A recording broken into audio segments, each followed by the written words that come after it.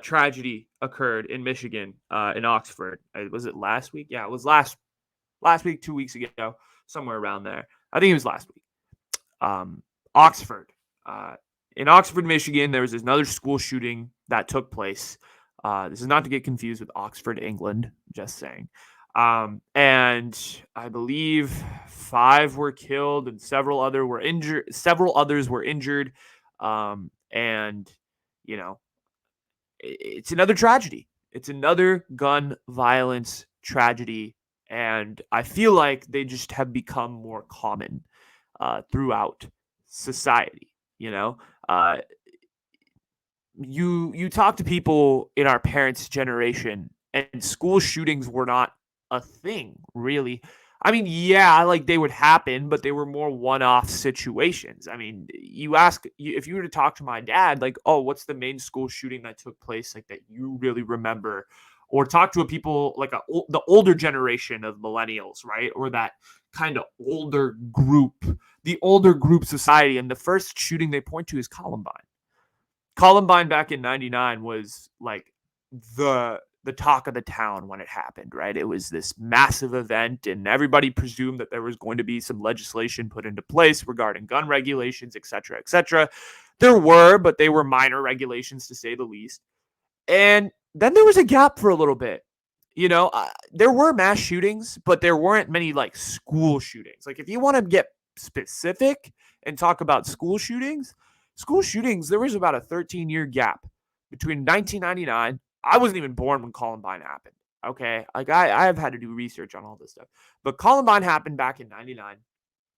And then in 2012, in Newtown, Connecticut, Sandy Hook happened. And that was like, boom, that kind of sparked the 2010s in regards to one of the main current events and domestic issues that America dealt with throughout the 2010s was school shootings. If you think about it, I could name like 5 off the top of my head, but there are so many more. You know, the main ones covered by mainstream media, right? Parkland in 2016. Then there was Santa Clarita in 2019, right? Then this one, in Oxford.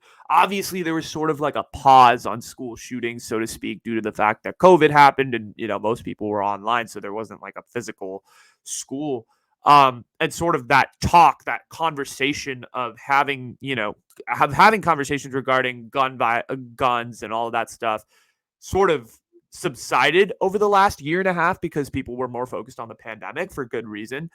But I think it's time that conversation comes back. Where do we draw the line for guns? It's a conversation that has happened in this country since '99, since Columbine. I mean, you look at other countries. I forget. I think it's Australia. Australia and New Zealand have very strict gun policies. They had one. I think Australia or New Zealand back in early 2000s or late '90s had a big mass shooting, and they just like decided, you know what, screw this, we're ending it all. Boom. And they obviously went to an extreme. And I put out a poll on my Instagram the other day, and I said, like, how do you feel about the Second Amendment? And most people said, we support it. Like, if you want to have a gun, go ahead and have a gun. I'm okay with that. I personally subscribe to sort of that theory. Like, if you want a gun, you can go ahead and buy a gun. I don't care. But how do we balance the fact that people want guns and people want weapons, but also discuss the fact that there have been limited policies put into place, that mass shootings have been happening at a more regular rate, and that people have been dying because of these mass shootings? How do we prevent both of those things? How do we find a compromise between both those things? And people are like, well, stricter regulations. But what does that exactly entail? Because I've had conversations with people and they're like, well, you got to do background checks and all of that. And I'm like, okay, yeah, definitely. And some states aren't going to do that because some states, people just want their guns and they want free access to those guns. California is a stricter state where you have to, it's not an open carry state. You can't just carry a gun around everywhere. But you have to have a constant regulation. You have to, or there is regulations. If you want to own a gun, you have to present ID. You have to present like mental health checks, various different things. Different states don't have that. And I think the federal government has really put this kind of particularly gun policies on a state by state basis, where it's like, okay, states, up to you. You do what you want. And so various states have had stricter gun regulations, and some states have had much more, um, lenient to liberal gun regulations, so to speak. So I don't know. I feel like there isn't a solution, so to speak, but there also is. In that, I feel like the main solution, I think, to guns is the fact that, like, what do we define as a semi-automatic? Like, my thing is, like, I if people want to have hunting rifles and, handguns and whatever, like, that's fine. Do what you got to do for your self-defense. What makes you feel comfortable is what you makes you feel comfortable. That's not my prerogative to get in and, take that away from you. But my concern is I don't want people, like, owning AK-47s, military grade weapons that are used in war zones, to and have those in their houses. That should not be the case. So we have to figure out a solution between those two things, right? If you want to go hunt and kill deer, whatever, right? If you live out in the forest and you need a hunting rifle to defend yourself, absolutely, go ahead, 100%. But what is the solution here? Because, like, if we are very liberal with gun regulations, we're like, all right, y'all can have guns. Kids can, I mean, everybody can gain access to guns, and you don't know who is going to gain access. You don't know who's going to have what type of gun. You don't know what damage they could cause. Today, yes, it might have been in Oxford, Michigan.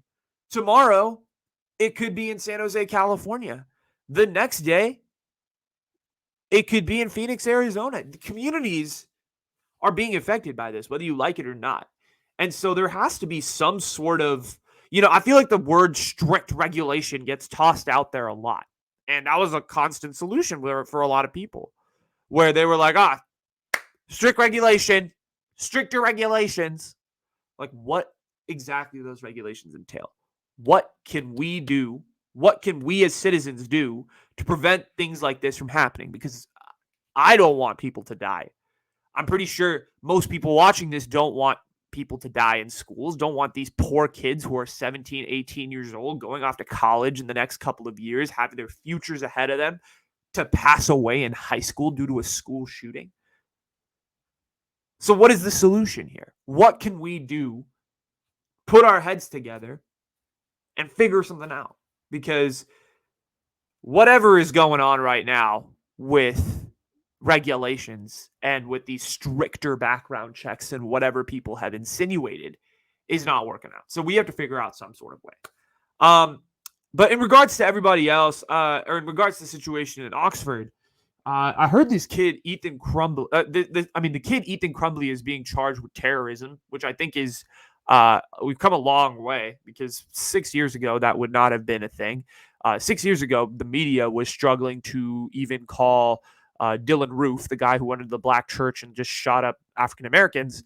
They were struggling to call him a terrorist. They just called him an active shooter, right? We gave him a much less harmful name. But we live in a society today where all of this, where terminologies and all of these various things are very important, and the language that you use is incredibly important. And so getting this guy Ethan Crumbly charged with, as an adult, first of all, because he's 15, getting him charged as an adult is great, and also getting him charged for terrorism, that's a huge step up. And also this kid's parents, James Crumbly and what's her name? I forget. It doesn't matter though. But they, I think it's James Crumbly and Ellen Crumbly or something like that. Helen. They have also been charged with various, like, assisting to counterterrorism type acts. So because they actually fled the situation that was happening. So, like, they saw that their son got arrested, and they packed up their stuff and left, and they were arrested in Detroit later on the next day or the day after or something like that. They weren't cooperating with police, whatever. But the point is, all of them are, going to probably go to jail for a very long time, if not the rest of their lives. So,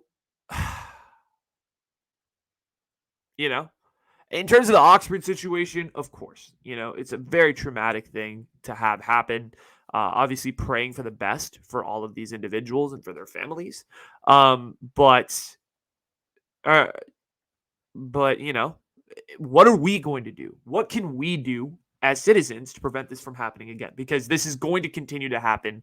And if we just throw around stricter regulations, how is this going to work? It's a state-by-state basis. Different states will have different rules. I personally live in a state of California where there are a lot of strict gun regulations. Maybe in Michigan it isn't as strict, but I think with gun regulation, it's something that we're going to be forever stuck with because there is a group in this country that is very pro-gun. I want my guns. Don't f with the rules. Like, this is what I want. And then there's another group of the country that's like, hey, we need to just get rid of this stuff. Make sure semi-automatics aren't in the streets. Make sure this, that, and the other. And then there's the whole definition and the semantics of like what gun is what and what model is considered semi-automatic. And it gets very complicated. So, various different things are going to have to take place for this to really subside. But hey, school shootings, man, it's got to stop. I don't know how. I don't think they ever will at this point. But at least, I think like local schools as well have to take some sort of precaution and make sure that they have the best safety procedures. I saw a couple of teachers that I'm friends with on Facebook post about this stuff and how our district here locally is doing some various things to prevent, active shooters or active threats from entering, et cetera, et cetera. So, yeah, that is, what is going on in Oxford. And I think the solution is going to have to, come at some point. We don't know when that is, but it's going to have to come.